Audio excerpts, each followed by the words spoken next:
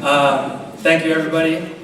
Speaking here is a huge honor for me that really extends to all the people who participated in my work and helped me through it. So I gotta say thank you to my friends, my professors, my family, my amazing grandparents and parents, Laura and Luke, I love you guys. Kaylin, I love you.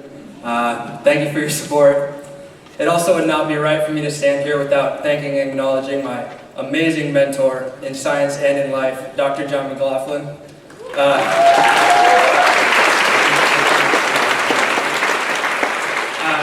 John, your willingness and passion to direct me in the field of ecology has literally shaped every aspect of my life, and I consider myself extremely fortunate to have worked with you. So thank you so much, and let's give it up for John.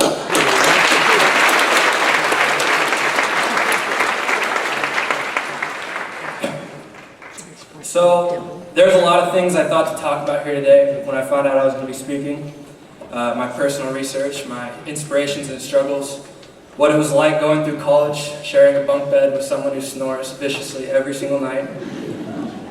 But I think the most important thing we can do together here as a community before we depart from this place is really assess what the future needs from us as we depart with our degrees.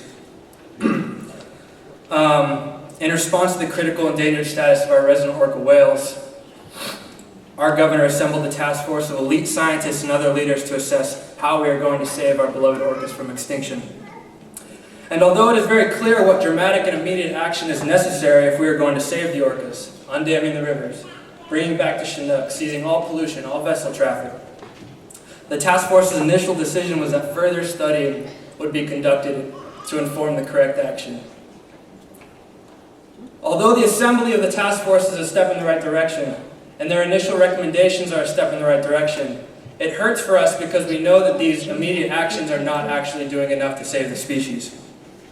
Even though we have all the science telling us exactly what we need to do, that if we don't act now, we may never get the chance to act again, we continue to pretend like we are doing enough to help, making these small token efforts to issues that are going to take much more action.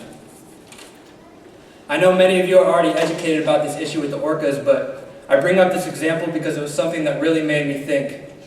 How often are we making token efforts to much larger and severe environmental issues, giving off the idea that we are doing something great, when really we are falling insufficiently short of our goals? One thing that I had found in my own life is that I had kind of settled with the idea that my lifestyle was actually pretty good for the environment, and that I wasn't to blame for a lot of the larger issues that we faced. I used a reusable bag at the grocery store. I turned off the lights in my house. I recycled whenever possible, and as an environmental science major, people had always told me that I was part of the solution, and that the world needed more people like me. And although these were good things, as I spent more and more time analyzing the drivers of these environmental issues, our harmful, ignorant, consumer-based lifestyles, I began to realize that I was far from being the person that the world needed from me. When it came to stepping up and making sacrifices for the environment that were less easy, I constantly made excuses.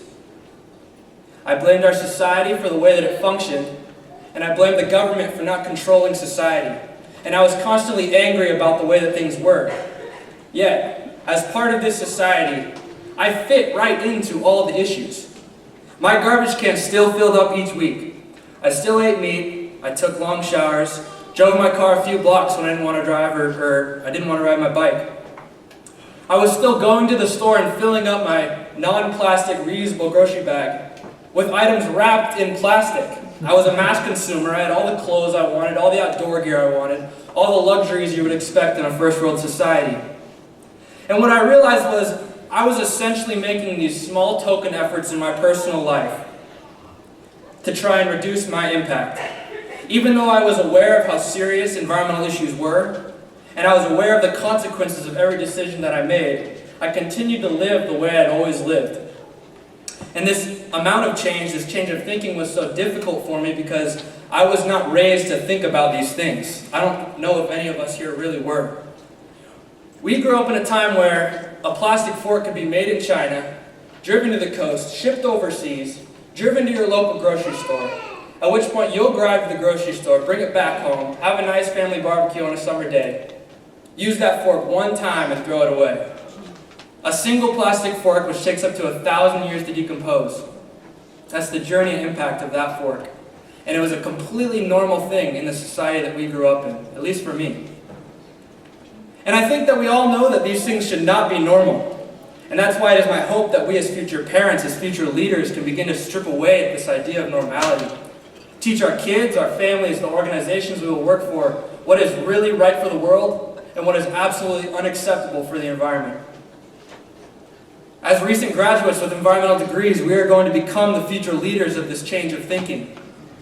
We are going to be put in positions in our careers and in our communities where we can either conform to the way things continue to run, or we can really step up, face reality and the severity of the issues we face, and take action without any excuses. I'd like to end with having us all imagine what we are going to say to our children and grandchildren. Living in a world where our ocean is filled with plastic, the coral reefs are dead, the rivers are dry, the orcas are gone, and they look up to you, not to society, not to the government, but they look up to you and say, what did you do to try and stop this? How could you have been a part of this? And if I'm not able to tell my kids that I did everything I could to make a real difference, I seriously don't know if I could live with myself. I am challenging you to leave today and make those difficult changes in your personal lifestyle choices, but also in your future careers, as leaders, as people with a voice, and now the credentials to really stand up and take a stand against the harmful status quo.